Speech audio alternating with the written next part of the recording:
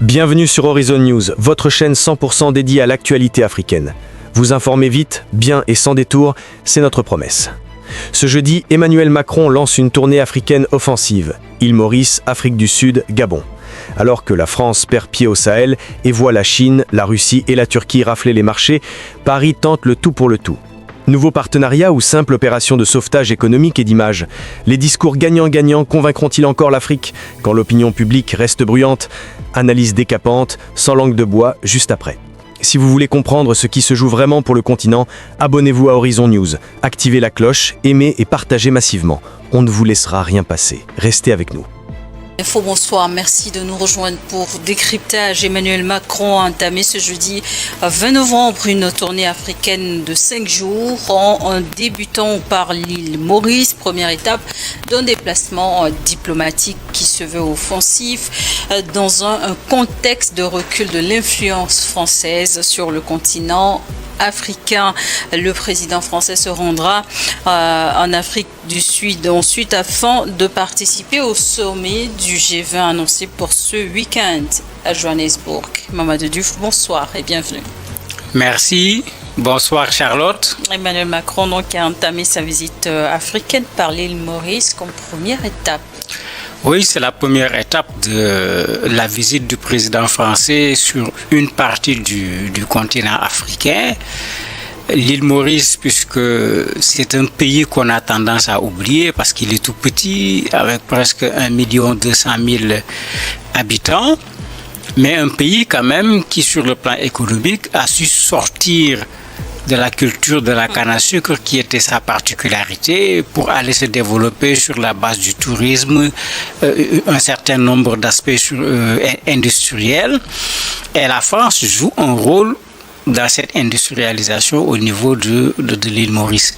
Mais comme la France est en train aujourd'hui d'être chassée un peu partout au niveau des anciennes colonies françaises d'Afrique, la France a intérêt aujourd'hui à se trouver d'autres formes de relations avec un certain nombre de pays. Et cette visite en Afrique est présentée comme offensive.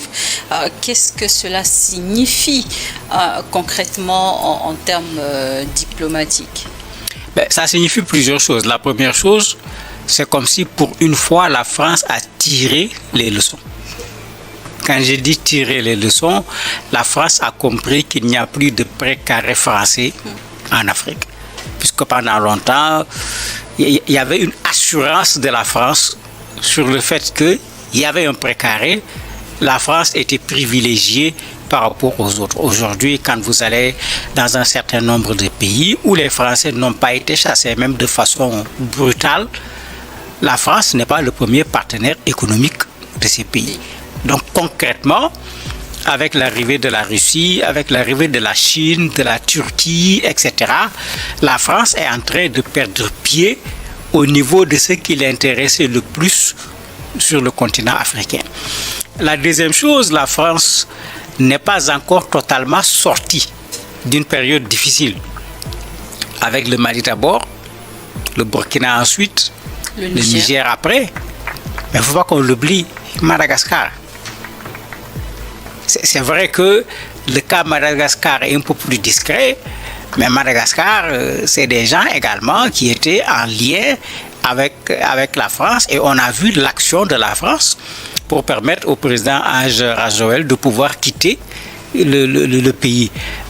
Finalement, quand on nous dit la politique française en Afrique a changé, puisque c'est ce qu'on nous dit tout le temps, et qu'on revoit ce qu'on a vu à Madagascar, c'est comme si dans le changement, on n'est pas allé loin ou bien c'est un changement dans la continuité, comme le disent certains.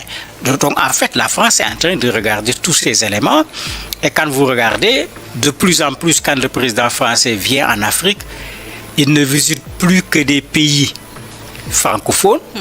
Il peut aller dans des pays anglophones ou bien dans des pays lusophones parce que la France essaie de nouer un autre partenariat économique pour avoir perdu son précaré. Un recul de son influence sur certaines zones de l'Afrique, notamment au Sahel aujourd'hui, avec cette visite juste dans la région de l'océan Indien où se trouve l'île Maurice. Est-ce que cette zone justement est devenue un nouvel espace qui intéresse les intérêts français? Mais bien sûr, l'île Maurice intéresse la France à cause de la position géographique. Il ne faut pas oublier que ces pays ne viennent pas vers des pays seulement pour des raisons économiques. Ici, il y a la position géographique. Madagascar était là, c'était une position particulièrement intéressante, mais ils sont en train de perdre pied à Madagascar parce que parmi les revendications de la GNZ, les gens demandent à ce qu'on revoie les relations avec la France.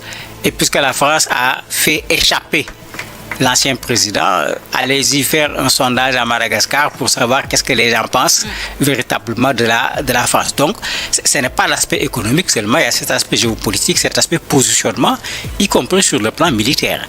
Parce que vous avez pas moins de 15 000 Français qui résident au niveau de cette île de l'île Maurice. Donc, généralement, c'est le premier argument qu'on nous donne. Il faut pouvoir sécuriser les ressortissants français, mais tout le monde sait que ça dépasse le fait de vouloir sécuriser les ressortissants français. Donc il y a cet aspect géopolitique qui est là, qui fait que l'île Maurice n'est pas un choix anodin de la part de Macron. Et quel message Paris cherche-t-il à faire passer, surtout aux partenaires africains, à travers cette tournée entamée ce jeudi? Depuis quelque temps, Macron nous tient un discours qui a du mal à passer chez quelqu'un comme moi pour l'avoir entendu plusieurs fois. Rappelez-vous qu'on nous avait déjà dit que France-Afrique, c'est terminé. Dans un discours officiel, en public. Et ce qu'on a vu, c'est que France-Afrique a continué, mais sous une autre forme, tout simplement. Actuellement, c'est le discours que Macron tient à chaque fois. Il dit qu'il faut redéfinir les relations entre la France et l'Afrique. Il propose même des relations gagnant-gagnant, une façon de reconnaître que ce n'était pas du gagnant-gagnant, parce que si c'était du gagnant-gagnant, il n'y a pas besoin de pouvoir les enlever. Il va même plus loin en disant qu'il faut qu'on oublie la logique néocoloniale. C'est-à-dire qu'on ait des relations qui ne se fondent plus sur cet esprit de France-Afrique. Et quand vous l'entendez parler de plus en plus, il parle de jeunesse, il parle de mémoire, il parle d'éducation, il parle d'environnement. Mais qu'on ne se laisse pas tromper. Ils sont en train de faire la même chose d'un point de vue médiatique. En se rendant compte qu'une partie de leurs médias sont actuellement très contestés, ils ont créé un autre média. Et ce média ne parle pas de politique, puisque c'est là où il risque d'y avoir des problèmes. C'est-à-dire, il faut leur reconnaître cela. Ils sont de véritables stratèges. Ils ne laisseront pas l'Afrique. N'oublions pas que Macron avait dit on ne quittera pas le Sahel. Ce n'est pas le Sahel seulement. Ils ne laisseront pas l'Afrique, surtout pas actuellement où la France se trouve dans une situation difficile sur le plan économique. Ils ont besoin de trouver des marchés à l'extérieur pour faire fonctionner leurs usines. Au niveau de l'île Maurice, par exemple, ils sont très intéressés par les infrastructures. Au niveau du sommet également, qui va se faire entre l'Union européenne et l'Afrique. Mais la France est intéressée également par la question des infrastructures dans des pays où on est en train actuellement de trouver, d'exploiter le pétrole. Il va y avoir beaucoup d'infrastructures qui vont être mises sur pied. Macron est venu avec des entreprises françaises pour leur trouver des marchés sur le continent africain. Et le président français doit également participer ce week-end au sommet du G20 en Afrique du Sud. Mais quelle importance revêt ce sommet pour la diplomatie française? Macron, comme on le sait, a du mal à briller en France aujourd'hui. Tout le monde a vu ses échecs répétés, dissolution de l'Assemblée, etc. Il a même des difficultés maintenant pour nommer un Premier ministre. Il faut se concerter avec son opposition pour leur demander si vous allez laisser l'épée de Damoclès tomber sur sa tête ou pas. Ça veut dire que Macron est en mauvaise posture en France. C'est pourquoi on l'a vu aller sur le dossier ukrainien, aller sur le dossier palestinien, là où on ne l'attendait véritablement pas. Actuellement, on le voit également sur cette question africaine où il se remet au devant de la scène sur le plan international, ce qu'il a du mal à faire au niveau national. Mais c'est une stratégie s'il parvient à glaner des marchés, comme l'a fait Trump avec le roi d'Arabie Saoudite.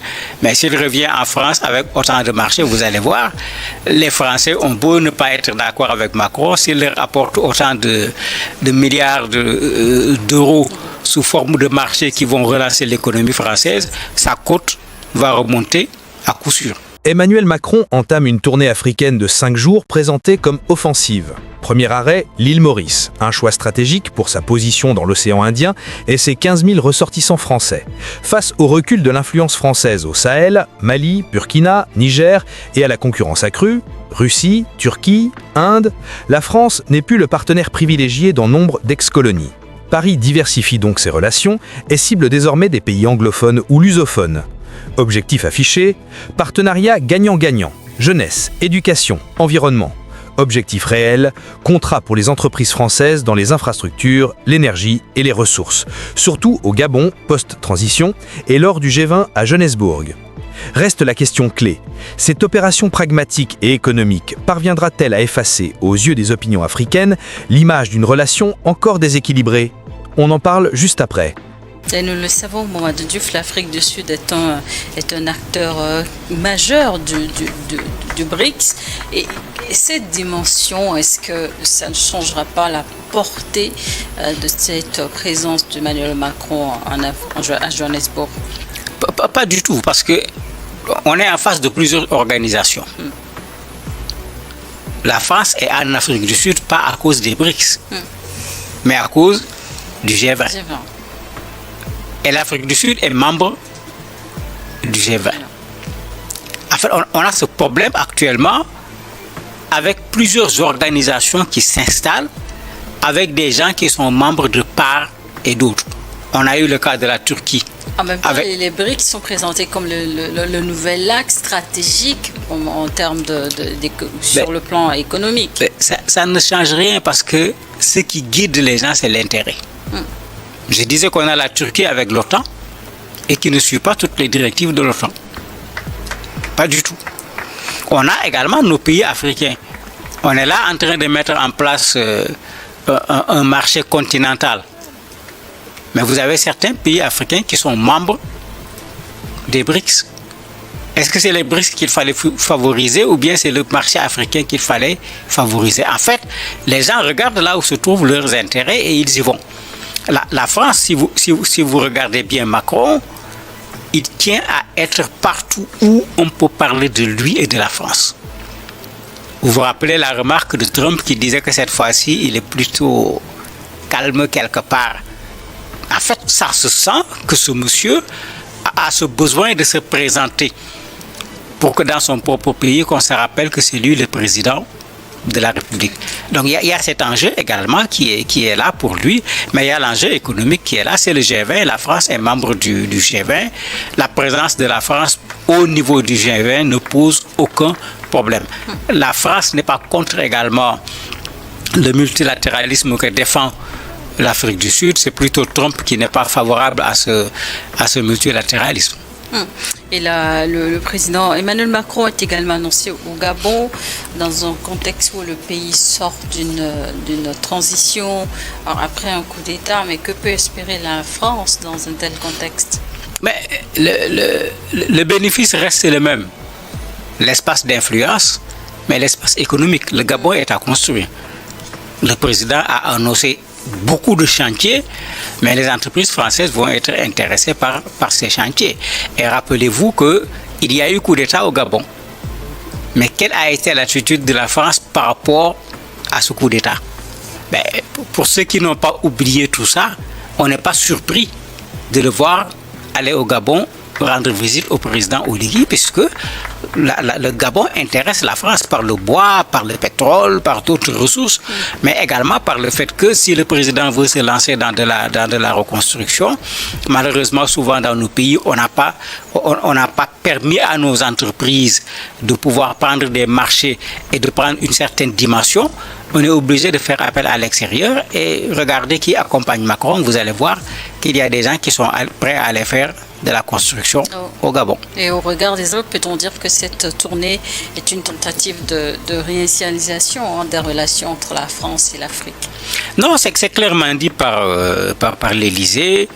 Il y a une diplomatie de stratégie qui est contenue dans cette tournée. Il y a une relance de partenariat économique qui est également contenue dans cette tournée. Même l'Angola où se tient le sommet, c'est vrai que c'est un sommet Union européenne, Union africaine, mais l'Angola produit du pétrole. Ils sont intéressés. Et s'ils peuvent trouver des marchés, ils n'hésiteront pas. N'oublions pas qu'ils exploitent déjà du pétrole pas loin au niveau du Gabon. Donc quand la France vient, ne pensez pas que la France vient dans le cadre de l'Union européenne tout simplement. La France va en profiter, rencontrer des chefs d'État pour pouvoir trouver toujours quelque chose pour la France. Et c'est ça le rôle, en principe, d'un président de la République, d'aller chercher pour son propre pays. Et Macron est encore plus obligé de le faire parce que la France est dans une situation qui n'est pas du tout intéressante actuellement. Mais comment les opinions publiques africaines perçoivent tel justement ce type de tournée diplomatique menée par le dirigeant français? Mais très mal. Quand vous regardez l'île Maurice, aucun dirigeant français n'est allé au niveau de l'île Maurice depuis Mitterrand. Ça fait pratiquement 30 ans. 30 ans. Mais le contexte actuel est tel que Macron est prêt à aller dans n'importe quel pays africain où il sait qu'on va le recevoir. On ne risque pas de le huer.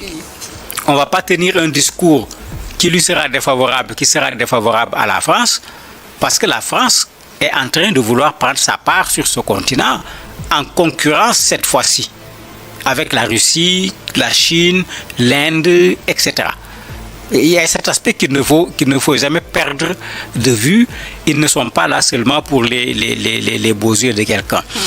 L'Élysée dit clairement qu'il y a un besoin de reconstruire un partenariat moderne avec les pays africains. Le problème, c'est qu'est-ce qu'on met dedans? S'il faut continuer à promouvoir les entreprises françaises aux dépens des entreprises africaines, mais je me dis qu'on est toujours dans une relation qui est encore déséquilibrée. Il y a des accords qui vont être signés à l'île Maurice, c'est déjà prévu en ce qui concerne l'eau, les énergies renouvelables, etc. Et en fait, c'est ça aussi la tournée du président Macron, comme je l'ai dit, trouver des marchés pour les entreprises françaises qui se retrouvent pour une bonne partie en difficulté. Mais cette initiative peut-elle réellement permettre à la France de regagner du terrain sur le continent, ou est-ce qu'il s'agit plutôt d'un geste symbolique tenant compte du contexte politique français actuellement? La tournée, elle est symbolique, c'est vrai, mais elle est pragmatique également. Quand je dis pragmatique, Macron, quand on voit les communiqués officiels de l'Élysée, évite le débat sur la relation France-Afrique en disant lui-même qu'il propose du nouveau, il propose du gagnant-gagnant, etc. C'est-à-dire qu'il est conscient qu'il y a quelque chose dans l'esprit des Africains par rapport à la France. Mais ça ne changera rien, c'est trop tôt. Je trouve qu'il est un peu pressé. Aujourd'hui, faites un sondage en Afrique de façon générale sur qu'est-ce que les Africains pensent de la France, mais on regarde la France aujourd'hui plus comme un État colonial, bien que ça ne l'est plus exactement de façon réelle, qu'autre chose. Donc ça, ils ne peuvent pas l'enlever du jour au lendemain. Ça prendra du temps. Il a beau être pressé, il pourra certainement glaner des marchés, parce que ça, c'est des questions d'intérêt économique, mais l'opinion actuelle des jeunes Africains en particulier sur la France, il ne peut pas changer cette opinion, même jusqu'à la fin de son mandat. Dans un contexte où la France a perdu de son influence dans une région du continent, des pays aujourd'hui vont vers de nouveaux partenariats. Quelle analyse en faites-vous? Mais c'est ce qu'il fallait faire depuis fort longtemps et qu'on a fait avec beaucoup de retard. Quand vous regardez les pays qui ont le plus tôt diversifié leurs relations économiques, s'en sont mieux sortis que ceux qui sont restés tout simplement dans le précaré français. Puisqu'à un certain moment, ils se sont rendus compte que même d'un point de vue technique, il y a des choses que la France ne pouvait pas leur fournir. Ceux qui l'ont fait très tôt se sont retrouvés dans une situation où, en mettant la France en concurrence avec d'autres, vous avez un peu plus de liberté sur le plan économique. Ça ne donnait pas encore la souveraineté, mais ça créait encore beaucoup plus d'opportunités pour le pays que de vouloir nécessairement faire du français. Nous, quand on était beaucoup plus jeunes, quand on parlait de voitures, on ne connaissait pratiquement que des marques françaises, par exemple. Puisque acheter une voiture, c'était acheter une voiture de la France. Mais aujourd'hui, regardez nos routes, regardez les véhicules, regardez quels sont les véhicules qui roulent le plus sur nos routes. Vous avez immédiatement un effet de la diversification par rapport à l'automobile. Et ça ne s'arrête pas au niveau de l'automobile, ça touche pratiquement à tous les secteurs. Regardez l'hôtellerie. Pendant un temps, c'était les chaînes françaises également, mais ce n'est plus le cas dans une bonne partie des pays africains. Donc, il y a cette chose qu'il fallait faire depuis fort longtemps, que les Africains n'avaient pas fait, qui est en train d'être fait aujourd'hui. Il faut l'accélérer. Les gens ont besoin de nous. Soyons exigeants pour que dans la relation avec un pays, quel qu'il soit, qu'on cherche nous aussi nos intérêts, comme eux, ils cherchent leurs intérêts. Merci, Mamadou Diouf, d'avoir accepté de répondre à nos questions. Merci à vous également de nous avoir suivis. C'était Horizon News. Vous informer vite, bien et sans détour, c'est notre engagement. Cette tournée de Macron marque-t-elle vraiment la fin du précaré français ou simplement un repositionnement pragmatique face à la concurrence chinoise, russe et turque? Les discours gagnant-gagnant suffiront-ils à effacer de décennies de ressentiment? Dites-le nous en commentaire. Pour vous, la France peut-elle encore redevenir un partenaire privilégié de l'Afrique ou le continent doit-il définitivement tourner la page? Si cette analyse vous a ouvert les yeux, abonnez-vous à Horizon News, activez la cloche, aimez et partagez massivement. L'actualité africaine n'attend pas. On se retrouve très vite pour la prochaine décryptage. À tout de suite.